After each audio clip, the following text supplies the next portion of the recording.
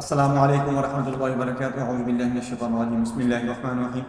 آج میں بات کروں گا ایک بچوں کی بیماری ہے جس میں بچے بعض دفعہ کچھ ان کے جو اعضاء ہوتے ہیں وہ حرکتیں کرنا شروع کر دیتے ہیں، اور بعض دفعہ یہ بھی ہوتا ہے کہ بچہ چیخیں مارنا شروع کرتا ہے یا مختلف قسم کی مختلف ساؤنڈز کی آوازیں نکالنا شروع کر دیتا ہے۔ یہ بیماری کون سی ہے، کیسے ہے؟ اس کو کہتے ہیں ٹوئٹ سنڈروم۔ ٹوئٹ سنڈروم کے بارے میں آج میں آپ کو بات کروں گا، یہ بہت ہی اہم موضوع ہے۔ آج ہم ایک اہم اور کم جانے والی بیماری کے بارے میں بات کریں گے جس سے ٹوئٹ سنڈروم کہا جاتا ہے، یعنی اس کو لوگ بہت ہی کم جانتے ہیں، اس کے بارے میں آگاہی اتنی ہے نہیں۔ میرا ویڈیو بنانے کا مقصد کیا یہی ہے کہ لوگوں کو اس بیماری کے متعلق بھی پتہ چل جائے کہ یہ ہمارا بچہ جو حرکتیں کر رہا ہے یا جو آوازیں نکال رہا ہے یہ ایک بیماری کی علامت ہیں، سمٹمز ہیں، لہذا اس کا علاج کیسے کیا جا سکتا ہے، ان کو مینیج کیسے کیا جا سکتا ہے، یہ ساری باتیں میں نے آپ کو بتانی ہے۔ آپ کے لیے یہ بہت ہی کارآمد ہونے والی ویڈیو ہے، آپ نے پوری ویڈیو دیکھنی ہے، سلپ نہیں کرنی، آپ کو بہت زیادہ فائدہ ہوگا۔ یہ بیماری خاص طور پر بچوں میں شروع ہوتی ہے اور ان کی زندگی پر گہرا اثر ڈال سکتی ہے۔ تو آئیے جانتے ہیں کہ اس بیماری کے بارے میں اور دیکھتے ہیں کہ اسے ہم کس طرح سنبھال سکتے ہیں، اس کو مینیج کر سکتے ہیں۔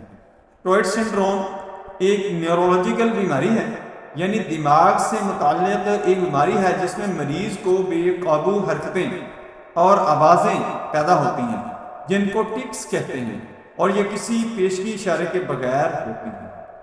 اس کی علامات، اس کو ہم پہچانیں گے کیسے؟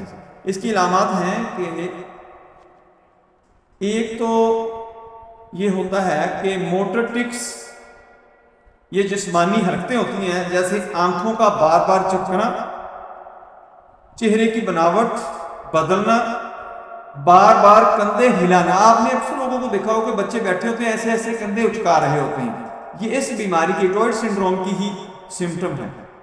اور جو دوسری اس کی سمٹم ہے، بڑی اہم سمٹم ہے، وہ ہے ووکل ٹکس۔ پہلے تھے موٹر ٹکس، اب ہیں ووکل ٹکس۔ یہ آوازوں سے متعلق ہوتی ہیں، جیسے اچانک چیخنا، کھانسنا یا عجیب آوازیں نکالنا۔ گھر والوں کو سمجھ نہیں آ رہی ہوتی یہ بچہ ہمارا ایسے کیوں کر رہا تھا، یہ ٹوئٹ سنڈروم ہی بیماری ہوتی ہے، اور اس کو اسی طرح مینیج کر کے آپ اس بچے کو بہت اچھے طریقے سے ریکور کر سکتے ہیں۔ وقتاً فوقتاً یہ طریقے اور بعض مریضوں میں کم ہوتے ہیں اور بعض میں یہ زیادہ ہوتے ہیں۔ وجوہات، اس کی کازز کیا ہیں؟ اب سوال یہ پیدا ہوتا ہے کہ ٹوئٹ سنڈروم کا سبب کیا ہے؟ سائنسدان ابھی تک اس بیماری کی اصل وجوہات مکمل طور پر سمجھ نہیں پائے، لیکن تحقیق سے پتہ چلتا ہے کہ یہ بیماری جینیاتی طور پر منتقل ہو سکتی ہے، یعنی جینیٹک ڈیزیز ہے یہ۔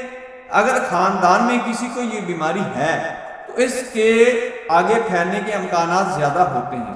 بیماری کا اثر زندگی پر کیا پڑتا ہے؟ یہ بیماری جس بچے کو ہے اس کو یہ کیسے متاثر کر سکتی ہے پڑھائی میں، اسکول میں، پریکٹیکل لائف میں؟ ٹوئٹ سنڈروم کے مریض کی زندگی پر گہرا اثر ہو سکتا ہے۔ بعض اوقات مریض کو اسکول یا کام کی جگہ پر مشکلات کا سامنا کرنا پڑتا ہے ٹکس کی وجہ سے، کیونکہ یہ پریشانی کا باعث بن سکتے ہیں۔ لیکن یاد رہے کہ مریض ذہنی طور پر کمزور نہیں ہوتا، وہ دوسرے لوگوں کی ایکولی ہی ہوتا ہے، دوسرے کے طور لوگوں کی طرح ہی اس کی میموری کام کرتی ہے، اس کا برین، اس کا دماغ کام کرتا ہے۔ دماغی طور پر وہ پسماندہ نہیں ہوتا یا دماغی طور پر وہ کمزور نہیں ہوتا۔ اب ہم آتے ہیں کہ اس کا علاج کیسے کیا جا سکتا ہے۔ اس کا علاج مکمل طور پر ابھی دریافت نہیں ہوا، سائنسدانوں کو ابھی تک یہ پتہ نہیں چلا کہ یہ بیماری کس وجہ سے ہے، اس کا اصل کاز کیا ہے، یہ کیوں یہ بچے کے اندر سمٹمز آتی ہیں، تو پھر اس کا علاج کیسے دریافت ہو سکتا ہے جب اس کے کاز کا ہی پتہ نہ اچھی طرح چلے۔ تو اسی طرح یہ ہوا ہے کہ سائنسدانوں کو ابھی تک اس بیماری کے متعلق پتہ نہیں چل سکا، یا اتنی تحقیق ریسرچ نہیں ابھی ہو سکی کہ اس کے متعلق سائنسدانوں کو اویئرنیس آ سکے، پوری معلومات مل سکیں، وہ نہیں ہوا۔ لیکن اس کے کوارڈینیشن کے لیے، تعاون کے لیے، اس کو بہتر طریقے سے زندگی گزارنے کے لیے یہ کچھ تکنیک اور کچھ میڈیسن استعمال کرائی جاتی ہیں۔ میں آپ کو آج ہومیوپیتھی میڈیسن بتاؤں گا، وہ آپ نے استعمال کروانی ہے، وہ بہت اچھا اثر کرتی ہیں، بہت اچھا رزلٹ دیتی ہیں۔ اس کے اندر تو بچہ 90% تک ریکور ہو جاتا ہے، محسوس ہی نہیں ہوتا یہ اس بیماری کا مریض ہے۔ تو پہلے یہ ہے کہ پہلے اس کے اندر بیہیویئرل تھراپی کی جاتی ہے. اس میں مریض کو ٹکس پر قابو پانے کے لیے تربیت دی جاتی ہے، یعنی اس کو یہ جو ٹکس آتے ہیں، موٹر ٹکس ہو گئے، ووکل ٹکس ہو گئے، ان کو آپ نے کیسے مینیج کرنا ہے، اس کو کیسے آپ نے کنٹرول کرنا ہے، یہ ساری تربیت اس کو دی جاتی ہے.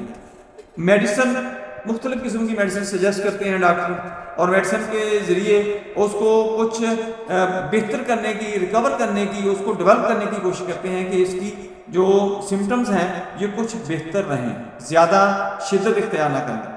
اور سپورٹ گروپ جو ہیں وہ ان کے اندر بس بچے کو شامل کیا جاتا ہے کہ دوسرے بچوں کی طرف دیکھ کے اس کی ایکٹیویٹی، ان کے ایکسپیرینس، ان کی جو ہسٹری ہے ان کو دیکھ کے یہ اپنے آپ کو اچھے طریقے سے مینیج کر سکے اور کانفیڈینشیل بن سکے. کہیں یہ نہ ہو کہ وہ مایوسی کی طرف چلا جائے، ڈس اپوائنٹمنٹ اس کے اندر آ جائے. یہ جو سپورٹس گروپ ہوتے ہیں اس کا بینیفٹ بہت زیادہ ملتا ہے مریض کو، بچے کو. اکثر آپ نے دیکھا ہوگا کہ بہت ہی عالمی شہرت یافتہ جو فٹ بالر ہیں، فنکار ہیں اور بہت بڑے بڑے لوگ ہیں، وہ اس بیماری کا شکار ہیں، لیکن وہ بہت اچھی زندگی گزار رہے ہیں، بہت شہرت والی زندگی اور بہت کامیابی والی زندگی گزار رہے ہیں، پریشان ہونے والی، اور اس کے اندر کوئی بات نہیں. اب میں آتا ہوں کہ آپ کو میڈیسن بتاتا ہوں، وہ آپ نے کیسے استعمال کرنی ہے اور کون کون سی میڈیسن ہے. سب سے پہلے میڈیسن جو ہے وہ ہے ہائیوسینس. ہائیوسینس آپ نے 30 طاقت میں لینی ہے، وہ آپ نے صبح دوپہر شام اس بچے کو ایک ایک قطرہ دینا شروع کر دینا. دوسری ہے زنکم میٹلیکم. زنکم میٹلیکم آپ نے 200 طاقت میں لینی ہے، صبح شام ایک ایک قطرہ اس کا آپ نے مریض کو دینا شروع کر دینا. تیسری میڈیسن جو ہے وہ ہے سٹرامونیم. سٹرامونیم آپ نے 30 طاقت میں لینی ہے، اس کا بھی ایک ایک قطرہ آپ نے دینا شروع کر دینا صبح دوپہر شام. ٹیرنٹولا ہسپانیم، یہ بھی آپ نے 200 طاقت میں لینی ہے، اس کا ایک ایک قطرہ صبح شام دینا ہے.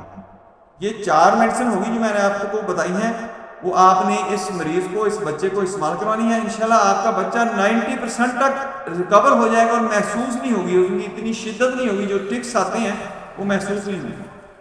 تو مجھے امید ہے کہ اس ویڈیو سے آپ کو بہت ہی معلومات ملی ہوئی. اگر معلومات ملی ہے تو اس کو لائک کریں، شیئر کریں، بیل آئکن کو پریس کریں، میرے چینل کو سبسکرائب کریں. اپنا خیال رکھیں. Stay connected, stay happy, stay healthy. اللہ حافظ. السلام علیکم ورحمۃ اللہ وبرکاتہ.